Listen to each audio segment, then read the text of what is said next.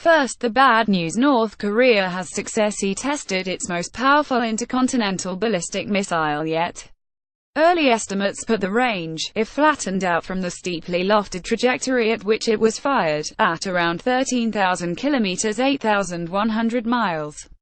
The Union of Concerned Scientists says this is more than enough to put Washington, D.C., and indeed any part of the continental United States, within range.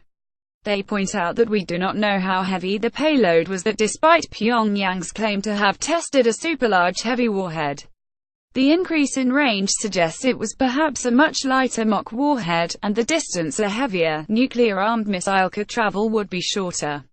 Video: Trump on N Korea missile launch: "We will handle it." Uncertainty also remains around the status of the re-entry vehicle, and how well or otherwise it would survive a real missile flight.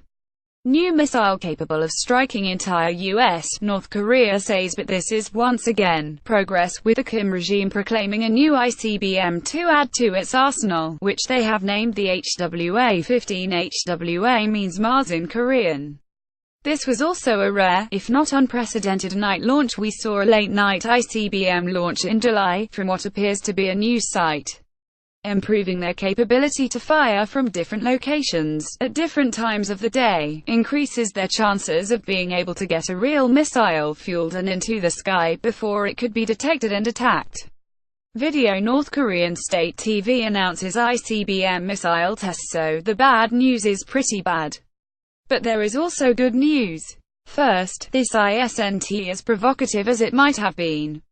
They didn't fire over Japan, which they have done before, sending civilians there running to air raid shelters, and they didn't fire into the waters off Guam, which they had previously threatened to do, and the United States would likely interpret as a direct threat. Second, and more importantly, in the announcement of the test from the state news agency, Kim Jong-un is said to have declared with pride that now we have finally realized the great historic cause of completing the state nuclear force. Elsewhere in the statement, they said this new ICBM meets the goal of the completion of the rocket weaponry system development.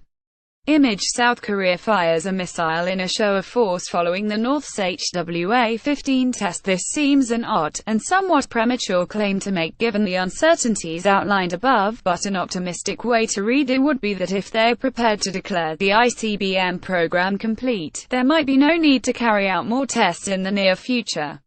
Declaring victory and announcing North Korea's nuclear status achieved could give Kim Jong-un the high ground he needs to move towards talks on a freeze, at least around new missile tests, which he would be able to assure his domestic hunts are no longer necessary. That would depend on President Trump and the U.S. being prepared to negotiate with an at least nominally nuclear-armed North Korea, which they have long insisted they will not do, but perhaps they could agree to disagree on whether that status has been achieved. Of course, to borrow a phrase from former U.S. Defense Secretary Donald Rumsfeld, there are a number of known unknowns here.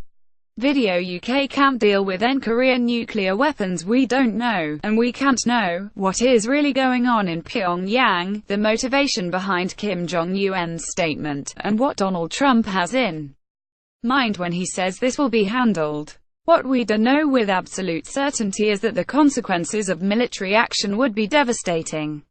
This would not be a war that is fought over there, as U.S. Senator Lindsey Graham has suggested. This would be conflict on a scale not seen since the Second World War, with global consequences. So any reason for optimism, however fleeting, is worth pursuing, even if it comes, as this does, on a day when North Korea is once again announcing a significant advance.